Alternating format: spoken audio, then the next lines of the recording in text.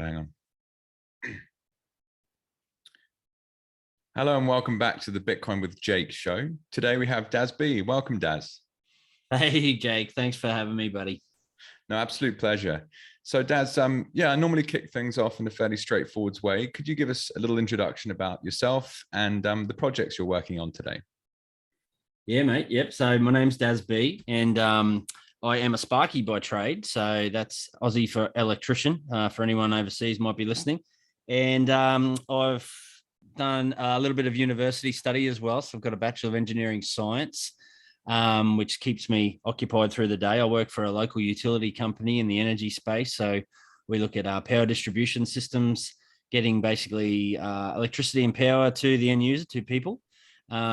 So that's basically what I do through the day. And then by night, I'm completely obsessed with Bitcoin. So the better part of the last couple of years, I have, much to my wife's disgust, I spend most of my waking time looking, reading, listening, absolutely absorb as much content about Bitcoin as I can. And as such, that sort of turned into another passion, which is sort of paying it forward, realizing that not everybody is so obsessed as I am, nor can they afford the time to absorb that much content about it. So I try and give back to the community a little in sort of little ways that I can by distilling some of that content that I read down into little bite-sized grabs, mainly looking at my fellow man, the fellow tradies, fellow wage earners, anybody who sort of works for a living. We're so encumbered by this system that is designed with not our best intentions in mind. And sort of when you lift the lid off that system and you look inside, you sort of, there's little else that you can do apart from try and help people realize how the system's engineered and how that's impacting them, and do anything you can to try and help people along, because it's us wage earners that really get screwed over by the way things are sort of orchestrated, and we just don't know about it. Yeah, it's madness, isn't it? Well, our wives have something in common in terms of spare time and obsessions. Gosh, Daz, yeah, cool. I love the story to start off with. So there's a specific project you're involved in at the moment called the Looking Glass Education. And I read just a brief part of the intro section, and I enjoyed the sentence in particular. This is grassroots financial education. So perhaps you could talk a little bit about what that means to you, and perhaps just start from the problem. Like, you were working, you couldn't work out how the fuck to save any money, and what do you do? So just dive on into, like, think of the shittest day that you had, and you just were thinking to yourself, what the hell is going on in this world? And let's go down that journey together. So where did it take you? What did you read? And I love learning about people's, let's just say, unique lens. Like, everyone seems to have a totally unique lens to Bitcoin, and it'll come clear. So anyone listening, just bear with us as we go back, and it may not sound relevant to begin with, but I'm sure it will all come clear in the end. So could you talk a bit about that, please? I would even go back as far as before I became a sparky. So I did an adult apprenticeship. How old were you when you started that? So I was 30 years old. I'd say 29, 30. I was just starting to look at starting a family. I worked a salary job before that. And, we were just a typical young couple. Like, I'm pretty done with our money. We partied a lot. We drank a lot. We hung out with friends a lot. We weren't really savvy with how to earn money and invest. We both come from humble beginnings. My wife and I, we've been together 20 odd years now. So I've just turned 40. So, we were going pay to pay. We just lived a typical Aussie life where you go to work, you earn your wage, and you spend every last cent. And you don't think too much about the future. You don't think too much about investing. Wasn't even an option for us. And then, I sort of hit 30 and I started to probably start to think a little bit more about, starting to bring children into the world. And that always sort of, everybody can probably relate to having to sit down now and go, holy crap, I'm about to become a father. What does that look like? How do I need to change? I'm about to bring another human into the world who I'm responsible for. And you start to realign some of your incentives and some of your thought processes about how you go about living that life. And one of those things was, I need more money. If we're not putting any money aside now, and I'm about to bring children into the world, and you've got to feed them, you've got to clothe them, you've got to buy nappies, how am I going to do that? And one of those things was, okay, well, I need to increase my earnings power. And we love living where we live in far north Queensland, and we didn't want to sacrifice any of that sort of thing. And there's only so much when there's not a big base as far as corporations go, and I always work for big corporations. You can only climb the ladder so far if you want to maintain that certain lifestyle without having to move to big cities. And it was one of the things I thought, you know what, I need to get off salary. I need to get off, no matter what I put in, I get the same output. Do you know what I mean? And it was a subconscious thing that I'd put together early in that system of typical fiat jobs is you earn. And, it didn't matter how many hours I put in. There was no opportunity for anything extra, so overtime and that sort of thing. And that's where I looked at a trade background is typically you are paid for your input. So you are paid an hourly rate. If you work overtime, you get an hourly rate proportional to you going out of your way. If you work a Saturday, you work a Sunday, you are rewarded for that. The more you put in, the more reward you take out of that, So that's where I always wanted to be a sparky. And that's sort of where I thought, there's a trajectory there where I can earn a decent income. If wife was to roll back from work, I could support both of us so she could, do what she needs to do to raise kids. And that's sort of where I come from. And then the apprenticeship years were hard. They were probably the hardest years, and they actually put us back financially. If I'm to be perfectly honest, quite considerably. It involved, after the apprenticeship, it involved a move to central Queensland, and that come with its own expenses. By that stage, we had 2 kids, but finally, I was able to start. I actually read The Barefoot Investor. I don't know if you're familiar with that book. I haven't read it myself, but it's an Aussie broadcaster, isn't it? I'm not sure. He's written a couple of books. I'm not sure if how much media attention or.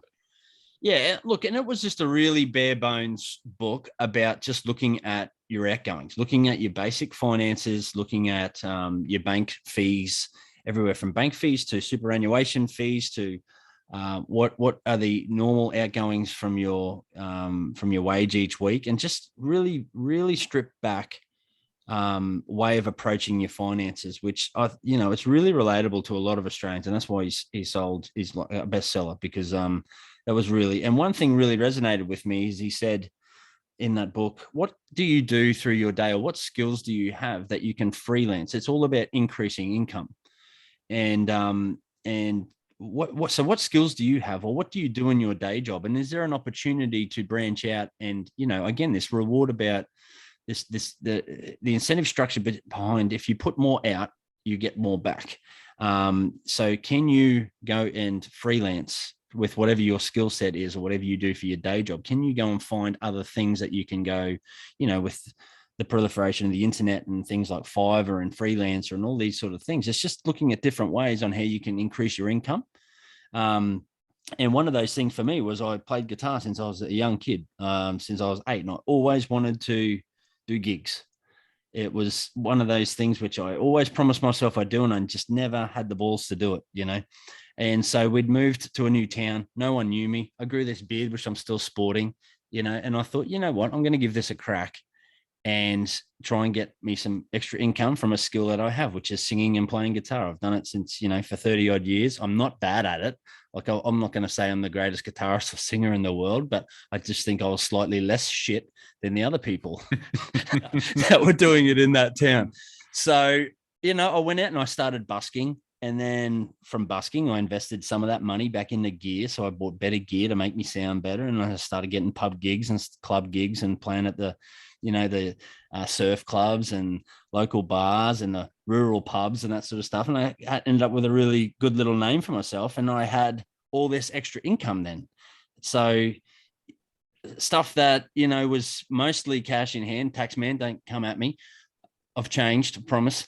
So it was extra cash, and I finally had some money to put aside. I read that Barefoot Investor book, which is, he talks a little bit about like ETFs and listed investment companies about investing that way. So I thought, you know what, I've always wanted to learn about investing as well. So I'm going to dive in and learn about investing. And, you know, I'm one of these sort of people that I like to understand something fully or as much as I can before I jump in. So when I started on that journey, I promised myself I would spend a whole year reading as much as I could about investing, and before I put a single dime into any markets or anything like that. And that's where the sort of journey started. I started looking at the ASX. ASX have actually, their website's got quite a good little bit of content about investing, what are shares, what are bonds, all this sort of stuff. Just starting that real bare bones, because I knew nothing. I didn't know what a dividend was. I didn't know how stocks really worked. I didn't know what a bond was. So I had to start from the beginning. And I'm sort of one of those people that I get a little bit obsessive about things as well. So when I start on something, it's wholehearted. And of course, I just started obsessing over finance. And then I come across the TIP, the Investors Podcast with Preston Pish. And I think he's responsible for orange pilling probably half the globe with that podcast. It's a really successful podcast, and they are true to heart value investors.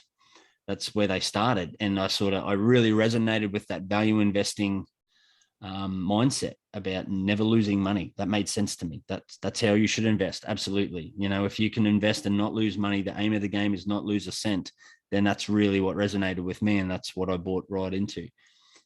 And then as I sort of was going along the back catalog of those Investors podcast, the back catalog, you can hear Preston Pish, who's one of the hosts. You can hear the penny drop for him about Bitcoin. And I'm sort of going along the same journey, albeit a few years behind. And so I'd read a couple of, Preston's got a really good book actually called The Warren Buffett Accounting Book. So anybody who wants to, I actually tweeted about this recently just to give this book another plug. Anybody who wants to learn how to value stocks and really how to invest, that's a really good book to read, because it does teach you. They've tried to dissect the Warren Buffett method, or what they believe is to be the Warren Buffett method, by looking at all his investment letters, all his essays that he's put out, all of his talks. And they've really tried to pick out the little nuggets, that the breadcrumbs that Warren Buffett leaves in all of these investment talks, to try and build a framework around how you value invest. And really what it boils down to is learning the intrinsic value of a stock, learning what you're buying. So you hear so many investors, you know, particularly like your retail investors, people you might work with and so forth, say, oh, you know, I bought BHP shares the other day. And you say, oh yeah, why'd you buy it? Oh, because it went down, you know. And it's like, well, what's the intrinsic value? What's a fair price to pay for BHP? And they just look at you sort of dumbfounded. And that was something to me that I just, when I read about that, it just made so much sense that I didn't know, people didn't know about that. You know, people don't really take the time to look, how much should I be paying for that share? It's no different than buying a small business, you know, whereby if you were to buy a coffee shop, you're going to want to know, how many cups of coffee are you selling? What's the base cost for your products? How much do the cups cost you? How much does the coffee cup cost you? How much does the milk cost you? What's your overheads? What's your staff rates? Before you would even think about buying that business, you're going to want to know, what's your bottom line? What's your overheads? And what are your profits? And people don't take that same approach with stock investing. It's crazy. So I've probably digressed a little bit there, but yeah, what the point of that sort of story was that Warren Buffett accounting book was the foundation, what I used, and I built all these spreadsheets to help me value stocks. And this is I'm sort of coming full circle into how I come onto Bitcoin. So I'm going to go back to the end of 2019, start of 2020. I started really piecing together exactly how to value stocks. But what I really found was there was nothing to buy. So I'd done all the homework. I'd done all the valuations. I was pretty confident I had all my formulas right. And using, you know, book value and doing all the analysis on your debt levels and all that sort of stuff. And there was still like the whole sort of universe of Australian stocks, the ASX 200. There was probably 2 or 3 stocks on my list that were actually deemed to be sort of okay to buy as far as an intrinsic value is concerned. And then and they were only cheap because they had bad debt. So it wasn't something you'd invest in anyway. And I was sort of scratching my head and I'm going, there's got to be something wrong here. I'm doing something wrong, or something's fundamentally wrong. And listening to then Preston sort of talk about the same sort of things, catching up to their current, and he starts to piece together that the money system is totally broken. The whole structure between money, currency, this fiat currency, and interest rates is what is causing massive overvaluations in the stock market. And when I started piecing that together, then the next sort of piece of the puzzle was open up to me, and it was all about macro. So I needed to know about, well, how does this money printing work? How does interest rates work? How do they keep interest rates low? And that is a whole other kettle of fish, which, you know, once you lift the lid off that, you go, holy shit, we're in some trouble. We are in major, major trouble. So that was a big ramble. I don't know if I've answered. I love it. It's I find it so incredible how resourceful and practical and intelligent humans are. Like, just incredible, isn't it? Like, you're looking for a solution to a personal problem you had, and you were playing guitar, made a bit of cash. Right, what am I going to do with it? Okay, I need to understand what I'm doing first. And then you sat down, you're basically giving yourself a crash course in, any equity analyst will be pretty chuffed with what you do. Do you know what I mean? And they sit in financial cities, financial hubs in multiple cities around the world. So yeah, no, fantastic. Well done. Thank you for sharing all that. And there's lots of bits I'd love to dive into a bit more, but carry on where you were going, because it's always fun to listen to exactly the process that you went through. So there you were, you had this toolkit that was like, this is how I price a company. Fuck, that doesn't work.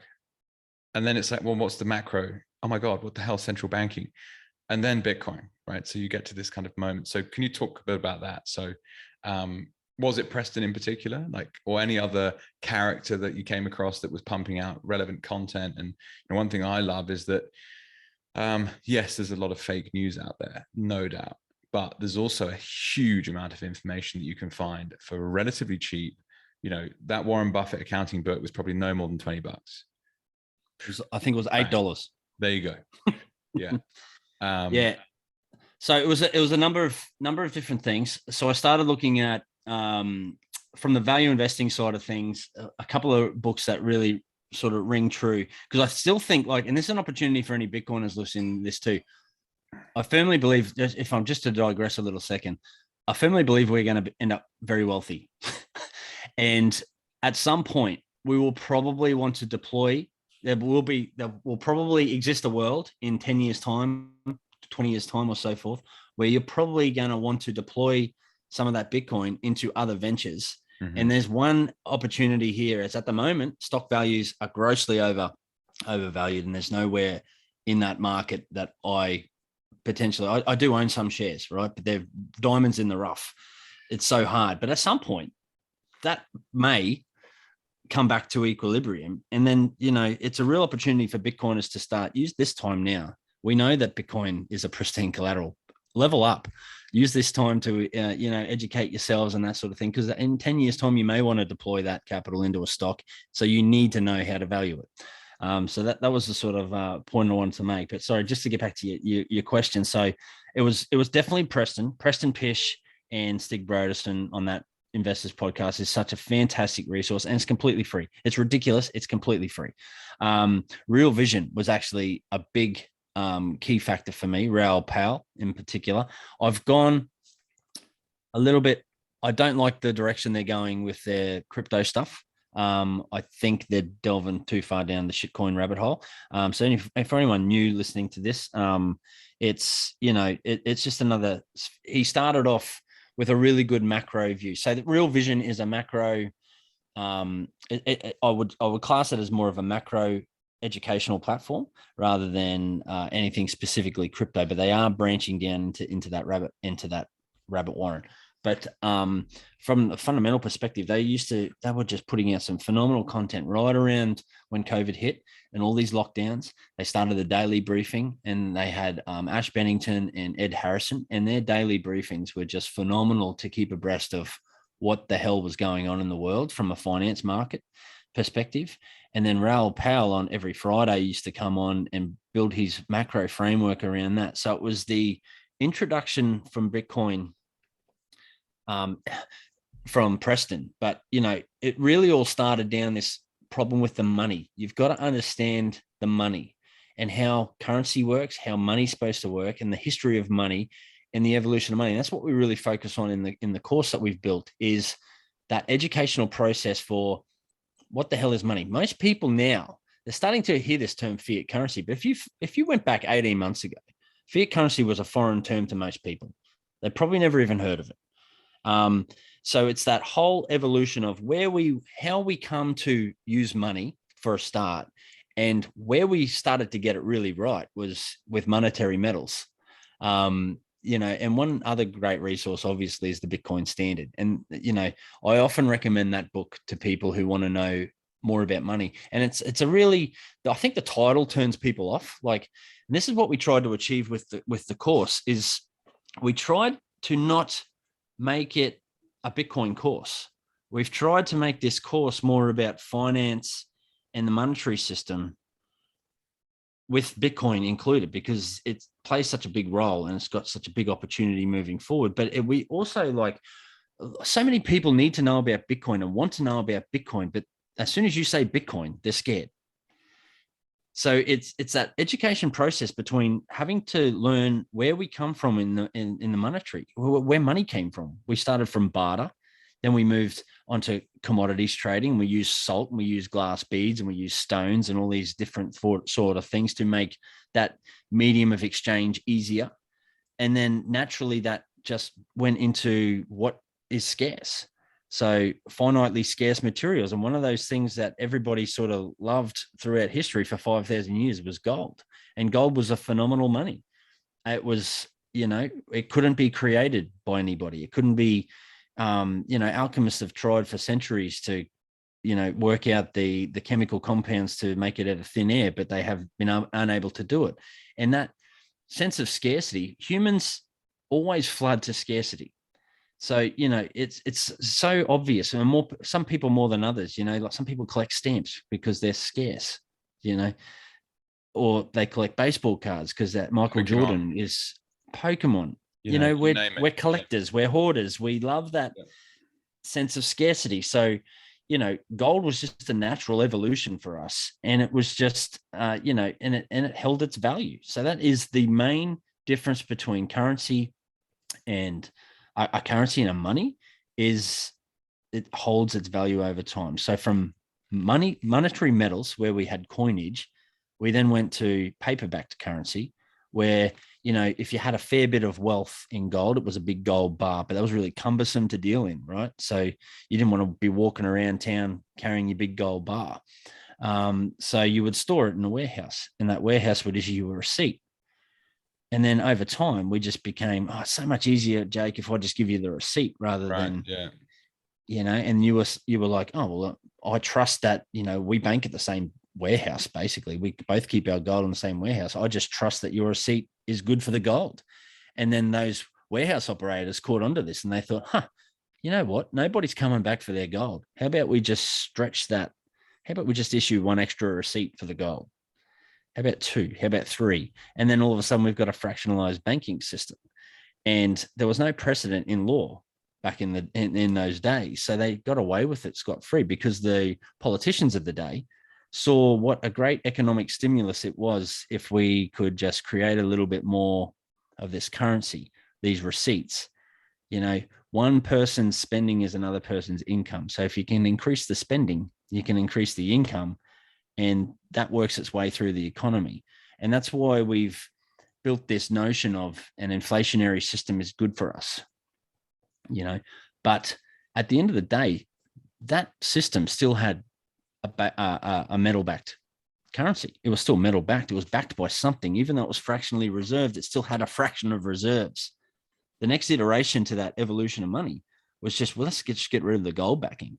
It's annoying us. Let's just make the paper receipts our monetary gold's system. Shit now. Get rid of it. We're just going full paper. Come on.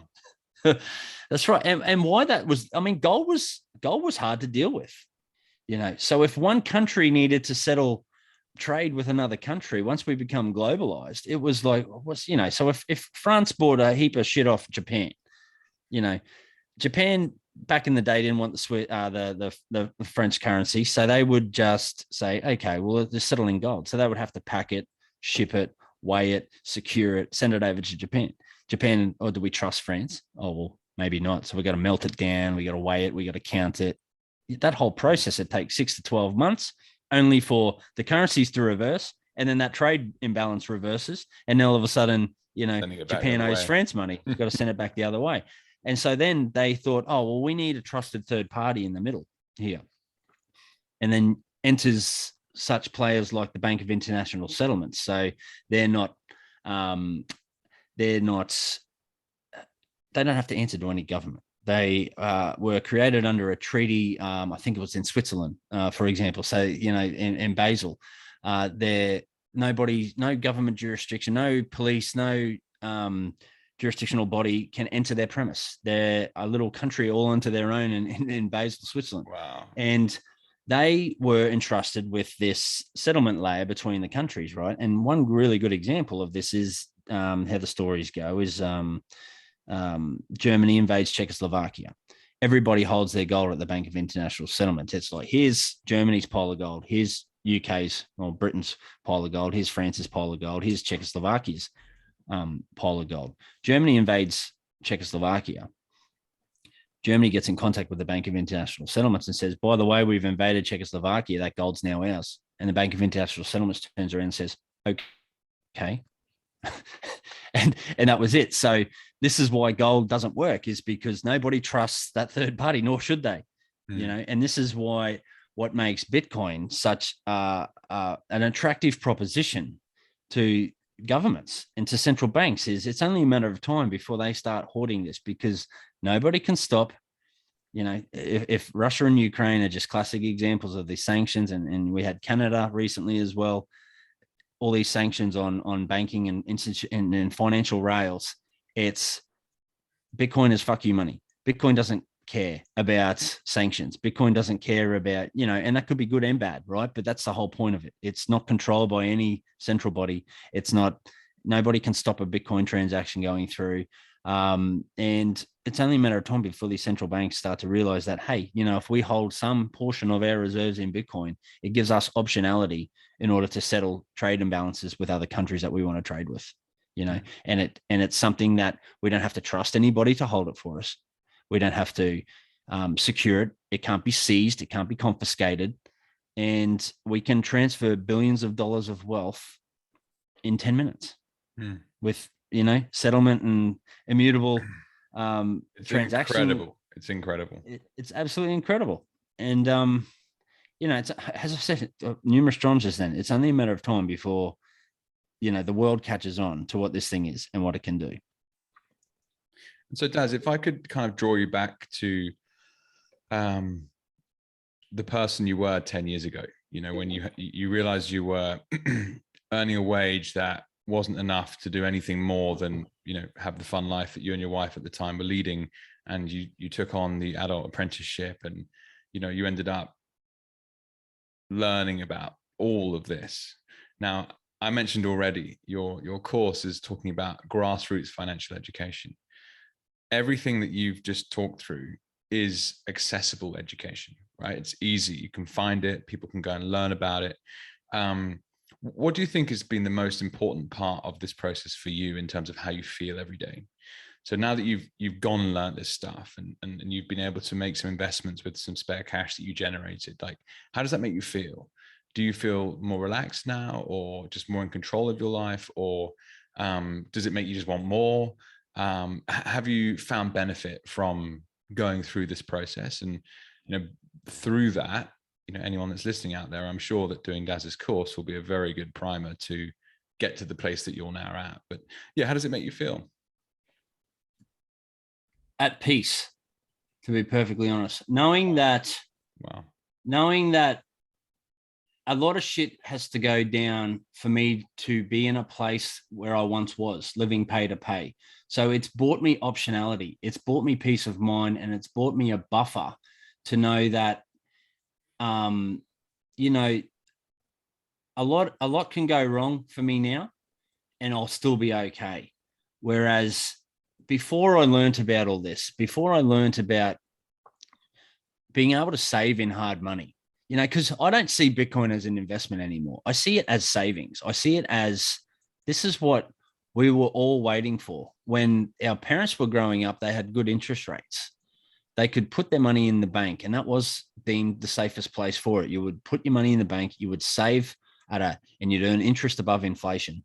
And you would then go, once you had enough savings, you would go and deploy that. And that's exactly how I see Bitcoin now. I don't see it as an investment. I don't see it as a risk asset. I see it as hard money, as somewhere that I'm parking my cash because it's useless. Cash is useless. Bitcoin buys me optionality and buys me freedom. And it is only a matter of time before that it increases exponentially.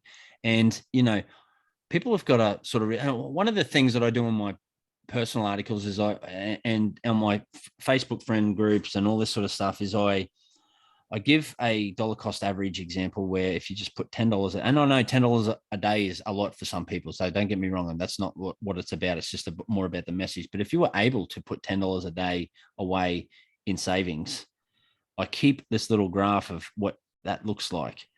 If you had just done $10 worth of Bitcoin every single day in order to smooth out that volatility, because let's not sugarcoat it. Bitcoin is volatile, and it's volatile enough to shake people out who don't know how to handle that volatility. And typically, if you're going to bite the bullet one day and think without the conviction, without the education, you think, oh, this Bitcoin thing's a good thing, I'm just going to go in. Typically, because the price you're going to go down. You're going to go down 40%. Like the BHP example you gave earlier. Why'd you buy Bitcoin? Oh, because it came off a little bit. Yeah. Which part of the cycle are you in? What's going on with adoption? How is the mining network at the moment? What regulations just changed? There could be any number of different things, right? That's exactly right. And yeah, cool. What a great graph. Always, you'll have to share that with me after as well. For sure. And I guess just going back to your grassroots example, the question about the grassroots stuff, and that's really what motivated us to create this course. Is we have so many conversations with your friends and family about Bitcoin, and it's so hard to not come across sounding like a lunatic, but also give them the information that they need in a small bite-sized package. Correct. Yeah. So whenever somebody expressed some interest in Bitcoin for me, I was always, okay, listen to this podcast, watch this video on YouTube, read this book, go to this article. There's always there's so many fantastic resources out there. But what we tried to do is come together and just give them a nice bite-sized course. So the whole thing takes 2.5 hours to 3 hours, depending on your reading speed. And we supplemented that with audio. So if you're not a big reader, because that's what I found when I was writing my articles is, they're great, Daz, but far out, man. I'm not reading that thing on bonds for 20 minutes. You know what I mean? So, and that's like, people just don't have time, mate.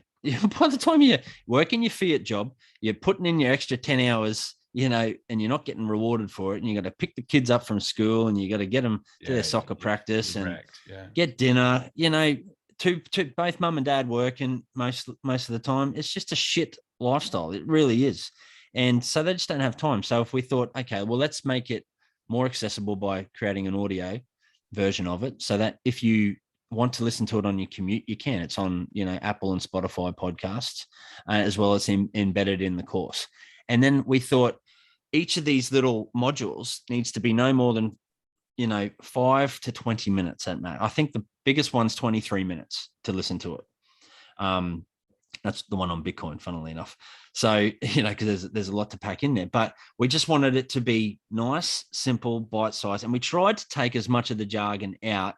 And it's a really hard balance. It was a really big challenge for us to make it back to grassroots, make it back to people who don't have a financial education, people who don't even really want to know about finance because it hasn't helped them. The finance system's fucked people over for so long. People are really deterred by finance, even if they don't realize it. It's just one of those things that it's not for me. I don't have $10 a week to Why do I need to know aside. about that? Yeah. Why do I need to know about that? Exactly. So we just tried to make it really accessible, tried to really hit some of those emotional triggers, like this is why you can't make ends meet. This is why you live in pay to pay. It's because of the system. It's working against you. And this is how it is. And here's your options. And we haven't shoved Bitcoin down their throat as the panacea to end everything. It's like, here's an option. Come to your own conclusions. Like, everyone's risk tolerance is different. Everyone's going to approach this thing differently. Some people will ape all in. Do you know what I mean? And other people go, oh, okay. What we're trying to do is just advocate for the fact that it's really remiss of you if it doesn't form some part of your portfolio, and it just gives you enough to say, this thing's really interesting. I want to learn more. Mm-hmm. Because in 2.5 hours, even, you can't build that conviction to take a large position in Bitcoin. It needs to start then to trigger your want to know more about this thing. And that's the other side of this platform. Is we've got a section in there called deep dives.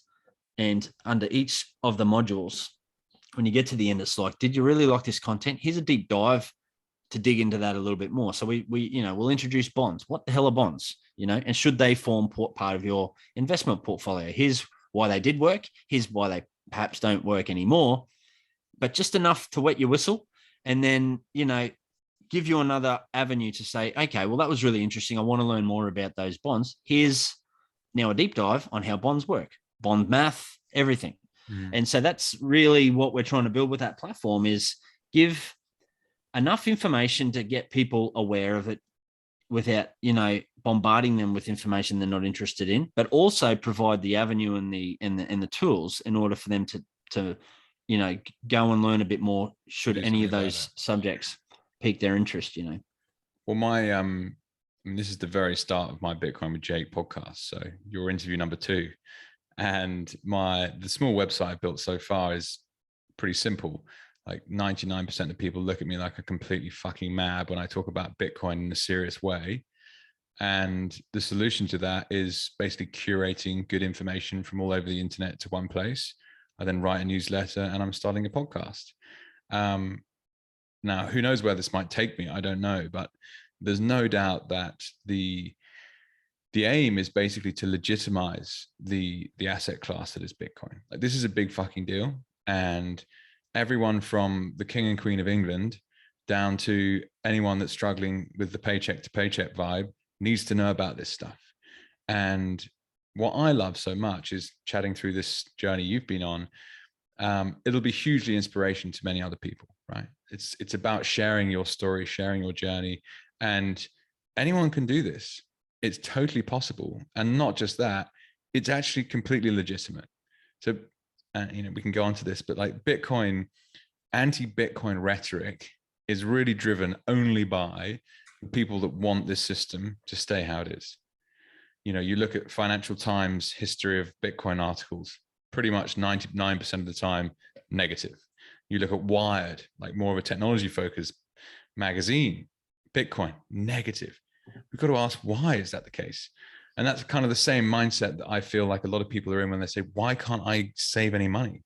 Why am I so fucking tired? Why have I got no time in my day to do anything but like just get by?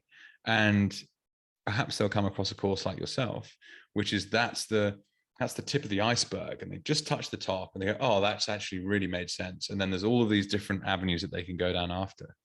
How cool. Well, congratulations. I hope it's a huge success. I'm sure it will be. Thank you. So there's a cool thing to that, which is basically it's that trigger moment. So do you have any other kind of trigger moments that have happened to you personally that you always think of as standout kind of events in your life where you go, oh, that was a really important like door that I walked through? Or again, any other people that have influenced in your thinking, or books that you might have read? I'm sure there are many. I can't think of anything specific off the top of my head, and particularly for Bitcoin. But I think one thing that's made me even more bullish on this whole concept of Bitcoin is just doing this sort of thing with more and more Bitcoiners, more and more people. And there's this thing called, I'm very aware of the inherent bias that you get from having same conversations with the same sort of people. But it's so evident to me that this is such a big deal that, and just meeting other people who are so aligned in their thinking. One of the other guys, he's just a beautiful human, man. And I'm just so pleased to have met him through this process is Seb Bunny. He's the co-author for this course. So there's 6 of us that have worked on this platform, but Seb and I have just gotten to know each other really well. We were the main co-writers for the course itself. So the other guys have been involved with content creation, and we've got Greg Foss there, who's just a fantastic networker. We've got Jason, who was one of the founders who come up with this concept, and they're going to be deep diving into another avenue to really speak to like hedge fund managers and all this. But with, Seb Bunny is just one of these beautiful people that you meet, and he's younger than me by about 10 years, but he's so much wiser. And it's just amazing when you can meet some of these people that just really change your life in a way that's profound. Wow. So just the knowledge that this young guy has, and I'm sure he won't mind me talking about this, but he left school at 14 and he was a mountain bike instructor in the back hills of Canada. He grew up in New Zealand. He's moved over to Canada, and he was a mountain bike instructor, ski instructor through the years. And he just has lived a very successful life from self-education. And he's just such an inspirational guy to talk to. Like, as I said, I'm 10 years older than him. He's a single guy with no kids, but I'm calling him often. Well, we talk daily, and I'll ask him for life advice.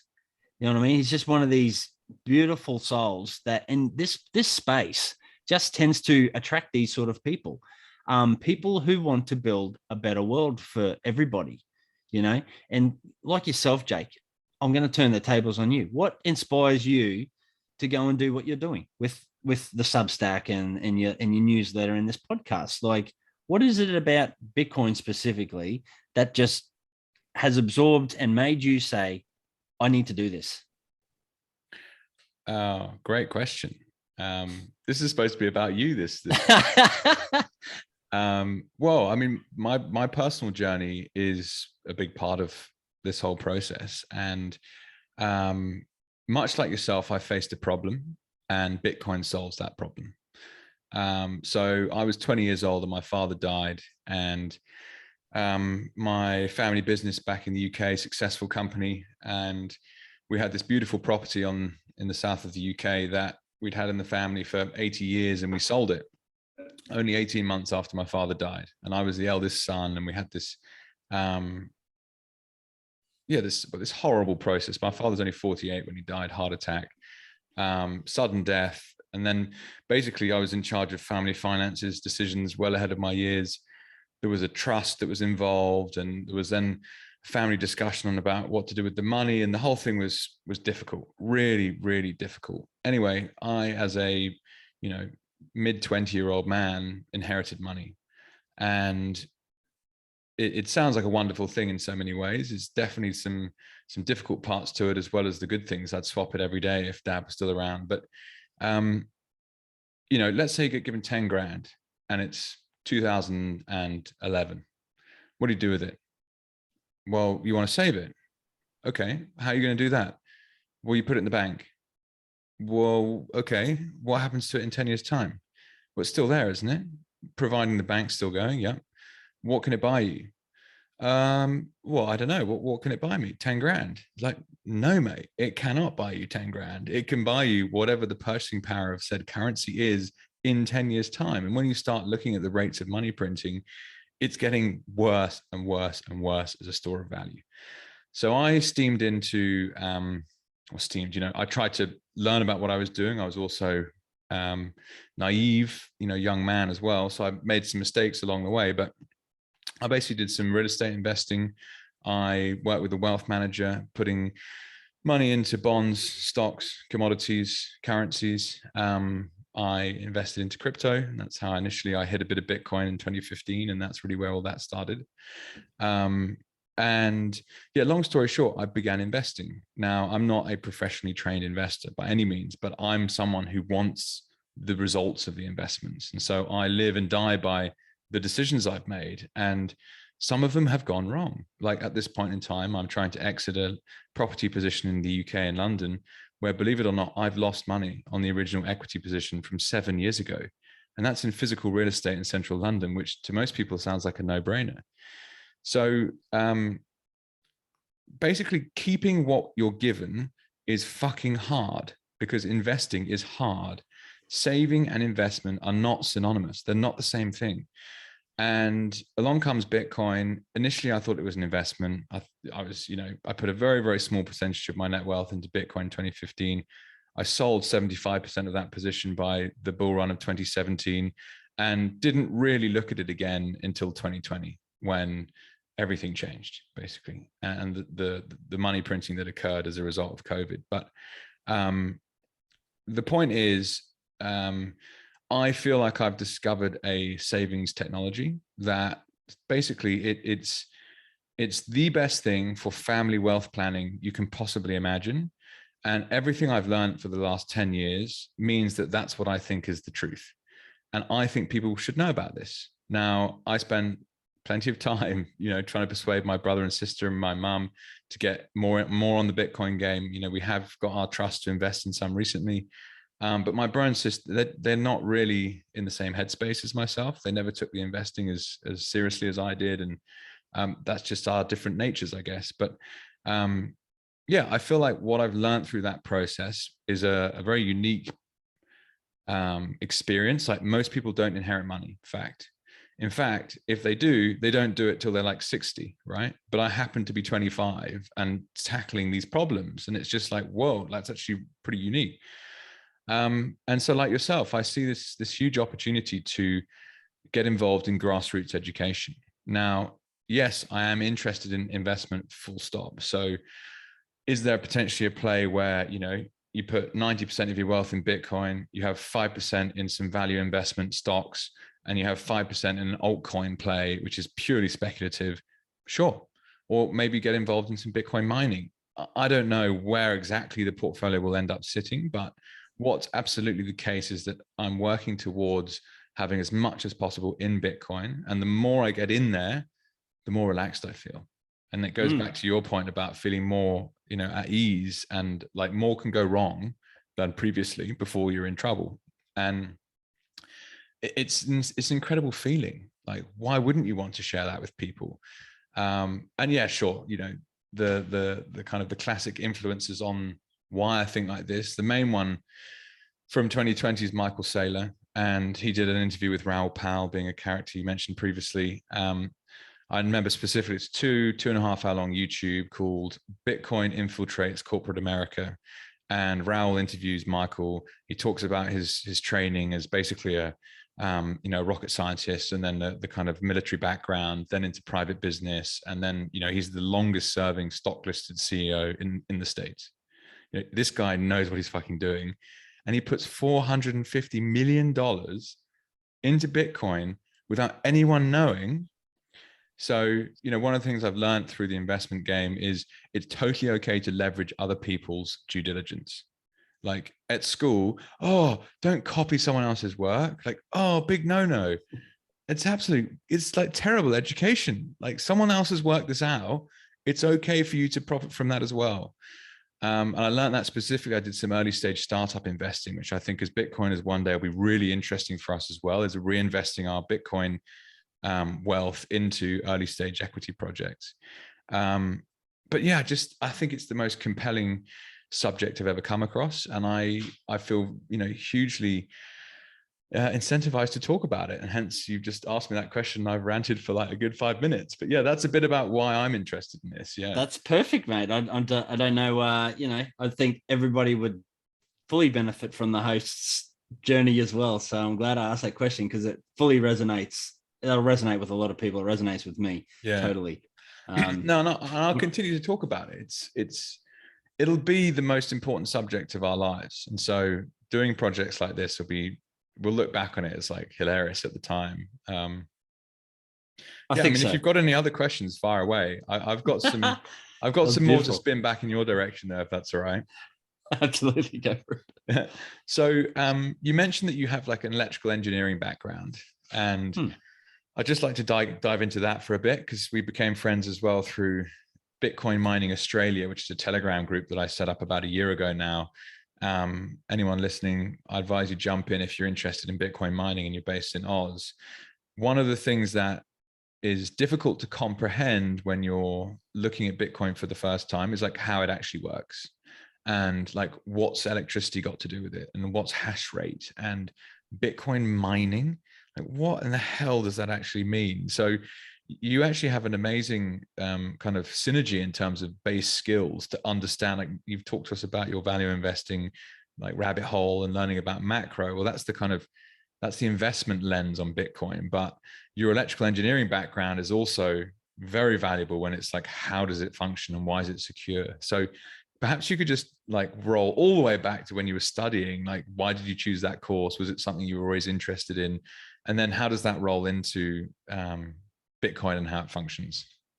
Sure. So it was a bit of a means to an end, actually. So it took me, I'd made a decision probably around 28, I think, or 27 even, at the age of 27, to do a adult apprenticeship. And one of the only ways I could afford to do so was at the local utility. And it took me about 2 years, 3 years to get in.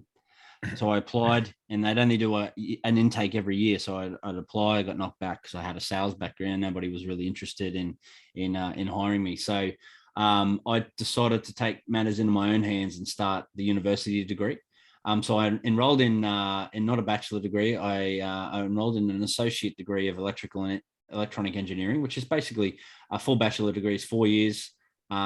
That's roughly the first 2 years of that full 4-year bachelor degree. So I started doing that off my own bat, studying part-time while working. And then I got offered a apprenticeship / traineeship. And one of the things was just so happened that they would desperately wanting people to finish that particular degree that I enrolled in. So it was a blessing in disguise. I didn't know that at the time, but so they put me on as an apprentice. I got to finish that degree. And then I kept going through, and I ended up completing a Bachelor of Engineering Science, which is like the 3 years of the 4-year degree. So I'm not an engineer. They call me a technologist. And I am mainly, my day job is mainly involved. I'm more of an electrician than I am, but I work in an engineering field. So we do a lot of technical test and development. We do primary plant testing. So in those substations, I don't know if people are familiar with where their transmission lines come in, the really high voltage transmission lines that'll come right up the coast of like Australia. They're typically energized at 275 to 132 kilovolts, very high transmission, the big steel towers. And then they go into what's called a zone substation or a bulk supply point. And we'll step that voltage down using big plant, big like size of 2 trucks side by side together. These big transformers will step that down from like 132 volts down to a sub-transmission level, typically 66 for where I live. And then there's other substations which will step that down again from 66 down to 22 kV. And then 22 kV or 11 kV is typically what you will find on your poles and wires around your homes.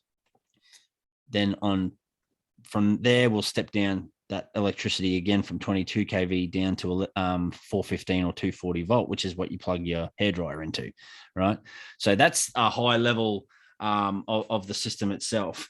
And where we get involved is we test and commission that plant, and we also test and commission the protection systems that make that safe. So when your lights go out, that's me on the other end, not physically, but I test the systems to make sure that they behave in that way. When your lights go out, it's because there's typically something happening that's bad on the network. We don't want people to be killed. We want to operate that in a safe environment. So we design the systems to turn off when they need to turn off, and they'll stay off until it's investigated and turned back on. So that's the engineering arm of why I needed to be both a Sparky and an engineer, or have that engineering degree. Is so you can understand that complex system. And at the end of the day, we've still got our hands on the screwdriver and the pliers doing that physical wiring and that sort of stuff as well. So that's basically how I come into it. And why I decided to do that for a career is I was kind of always interested in electronics and playing around with that sort of thing. I'd muck around with circuitry and that sort of stuff. So that's where the interest in engineering sort of stemmed from. And what got me into the job that I am and doing today. And I continue to do that job, what I trained for as well. So I've been in that industry now for 10 years. So, and that's where I love that work. I love electricity. I love the theory. I was obsessed with that before I was obsessed with Bitcoin. And Bitcoin's just one of these really great things. Like, as I said, well, I come into it from a finance angle, but there's so many different facets of Bitcoin that pique people's interest. And one of those things is energy. And what makes why that is the case is a large amount of energy is needed to make anything of value. So if we use like gold as an example to probably draw the corollary here, I can't say that word properly, is what makes gold valuable is that not only is it scarce, but it takes a huge amount of energy to dig it out of the ground. So we've got to find it for a start. We've got to, make these massive mines, dig into the ground, underground, whether it's open pit or whatever, huge amount of energy, huge amount of machinery to go and find that gold, dig it out of the ground, process it, refine it. And that whole process there's a base cost involved with that makes that process possible. And that's like the floor price of gold. So we will never see gold theoretically drop below its inherent value to produce. And that's where the correlation comes with Bitcoin. So we talk about Bitcoin mining, and then people get a little bit confused about what is Bitcoin mining. Well, it's kind of the same sort of process where we've got to expend a large amount of energy to find the Bitcoin. And that doesn't always make sense. But basically, the fundamental process of Bitcoin mining is you've got a computer that's guessing the solution to a very complex problem. And why that is the case is that we need to maintain that constant rate of release for Bitcoin so that we don't flood the market with Bitcoin. And that's part of the beautiful things that's built into the protocol called the difficulty adjustment. So if I've got a computer at home and I start mining Bitcoin, the first couple of blocks were able to be mined on a normal PC, just anybody running that program. Now, the more computers that you have thrown at that problem, the easier it is to guess the solution that releases the Bitcoin. And the Bitcoin is when these computers find a block, all the transactions that have preceded finding of that block get included into that block, as well as the miner is rewarded with fresh issuance of Bitcoin. So Bitcoin, there's only 19 million in circulation. We just hit the 19th million a couple of days ago. There's only ever going to be 21 million. And that is a slow rate of release of 6.25 Bitcoin every 10 minutes right now. And in 2024, around March to May, somewhere in that time frame, it'll halve again. It goes down to 3.125 Bitcoin. Another 210,000 Bitcoin blocks after that, it'll halve again. And it'll keep halving until the last Bitcoin will be mined, and they estimate that to be around 2140. So it's a slow rate of release. And why and how we control that slow rate of release so that not every single computer that's ever existed all of a sudden starts to turn on and mine Bitcoin and flood that market is we can control the rate of release of that Bitcoin through the difficulty adjustment. And what that basically means is it makes that problem to solve in order to find the blocks harder. So the more computational power we throw at solving those blocks, the harder that problem becomes in order to control that rate of release for one block every 10 minutes so that we don't flood the market with excess Bitcoin. And that keeps the incentive for the miners to keep showing up, keep turning up every 10 minutes and keep having a go to try to be the next person to solve it, because there's that monetary reward of 6.25 Bitcoin at the moment, plus all the transaction fees from all the transactions that are included in that block. And that's the carrot for the miners to keep turning up. Now, why this comes back to energy is this inherent cost of this inherent cost to produce, which just looking back at that gold example, why that's the case with Bitcoin as well is because we're expending all this energy to make it secure. If somebody wants to go and copy Bitcoin or make a change to Bitcoin, they've got to go and expend the same amount of energy that it took all of those computers that are pointing towards the Bitcoin hash rate at the moment. If they want to go back and re-release the last block that was mined, they've got to go and expend all of that energy. So it comes at a cost that's too great for that to be economically feasible for anybody to do. And that's why it's really, really important that, there's you hear all of these bits of FUD, fear, uncertainty, doubt about Bitcoin mining and the amount of energy that it uses. But, there's very good argument to suggest that energy is not wasted. That energy is being used to secure one of the greatest monetary assets that we've ever had in history. It probably pales in comparison. If we were to put together the energy usage from all of the banks, all of their lights, all of their computers, all of their, all of their branches together worldwide, it would probably, be very, very similar in energy usage. I wouldn't know what that number is. I'd only be guessing. So I won't insult anybody's intelligence by it'll be far bigger. Something out of the air. It'll be I would imagine it would. I saw some stats recently that the Bitcoin network is using under 0.1% of total electricity globally. And that's obviously a fraction of, first of all the articles that you read about, Bitcoin's bad for the environment. The argument is if you don't think Bitcoin is valuable, then under 0.1% of global electricity is being wasted completely. Yet there are millions of people around the world using it instead of banks to survive in Vietnam, Nigeria, all manner of other economies that have non-existent financial services. So I think you can make a pretty good argument that it's creating value for some people. So putting that discussion aside, it's still a tiny percentage of the global energy consumption picture. And I can't remember, like there's a bunch of good breakdowns. We could dig them up for the show notes or whatever. I can look at that. But as a comparison, there is no comparison. So the traditional financial industry would be using huge amounts more energy than Bitcoin, for sure. And factor that in as well is what it costs to secure that industry. So you've got to look at all of the armies, all of the navies, all of those systems. I think Alex Gladstein does a good job of breaking those sort of things down. Yeah, that's good work. I believe it was one of his articles.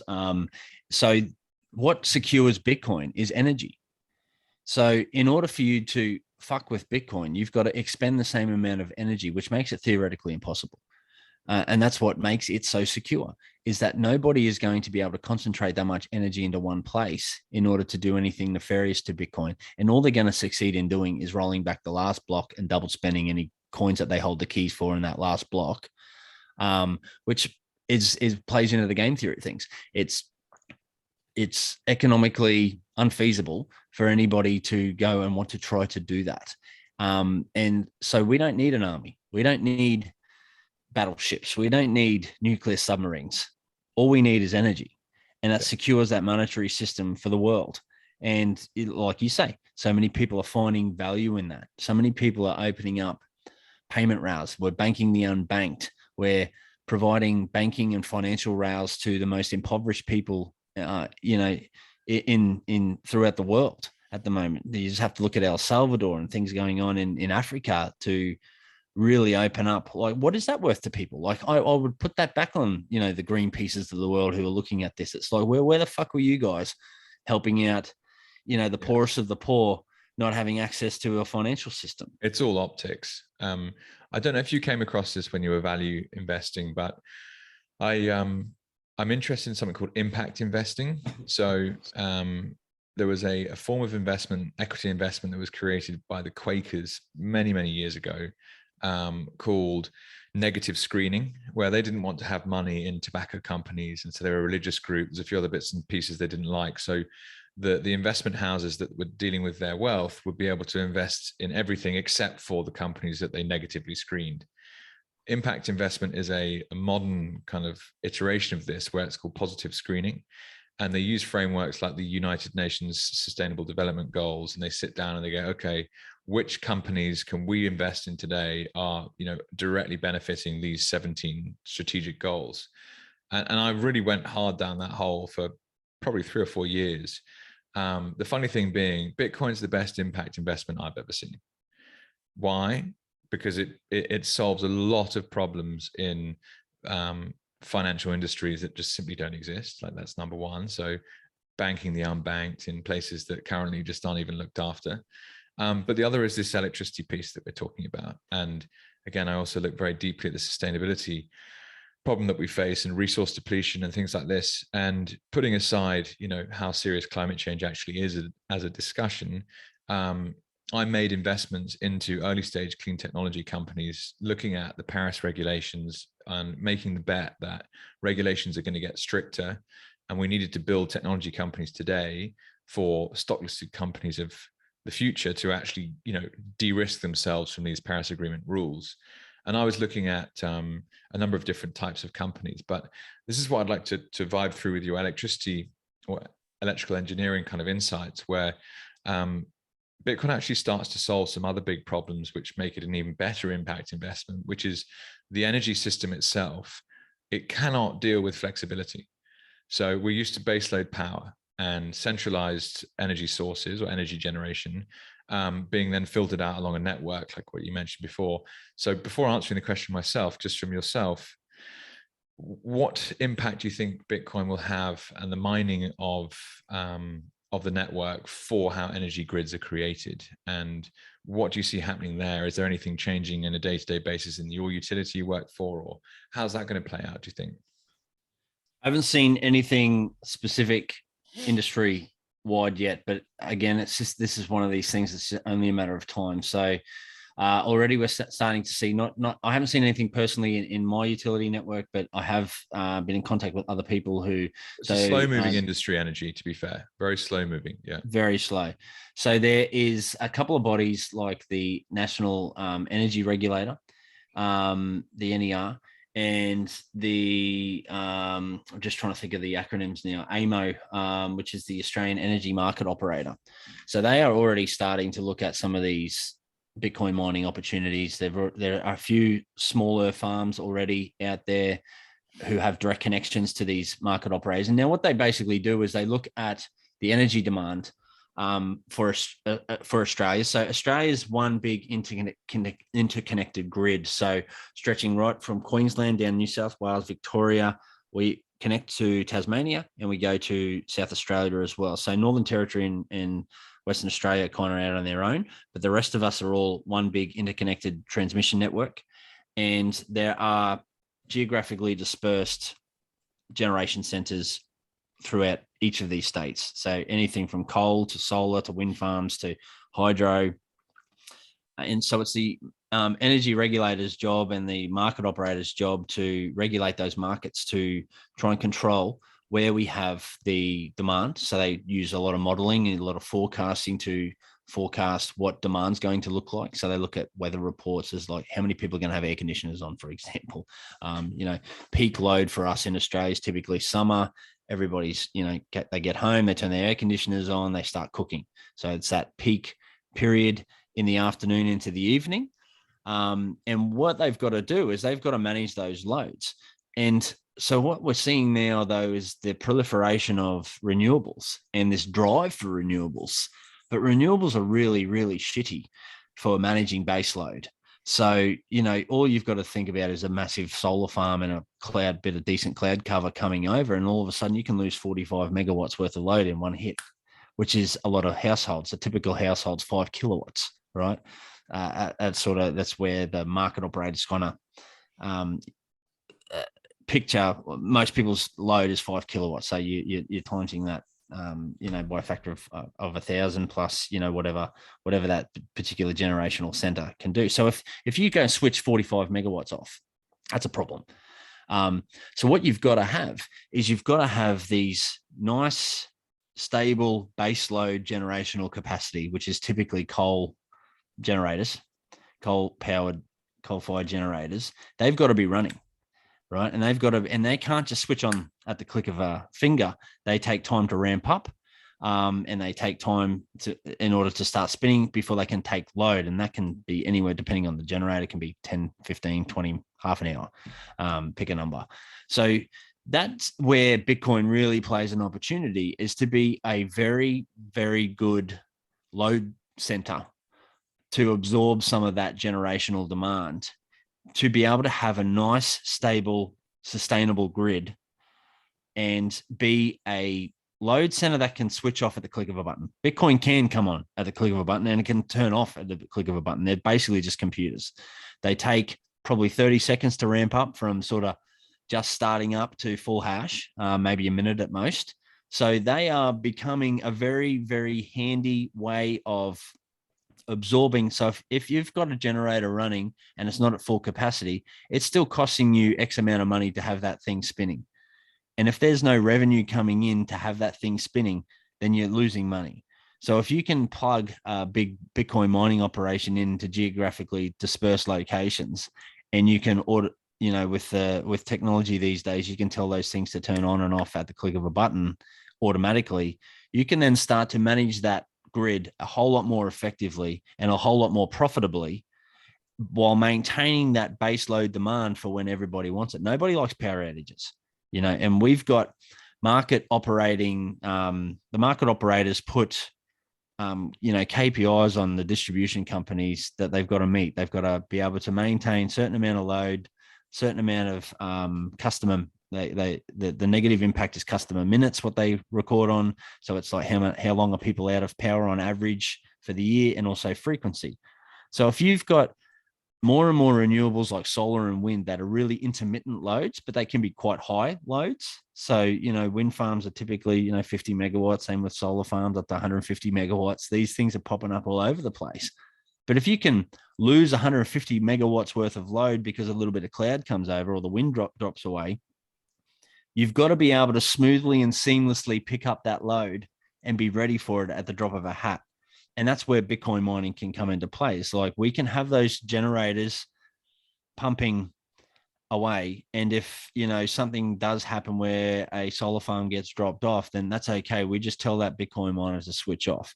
And it's a natural market, right? So the market operators are always looking at the bid for these generators for the revenue system. It's not a static price for them to turn on and start generating. It will fluctuate through the day depending on the demand. So like a hydro generator, for example, might get typically $30 per megawatt for export.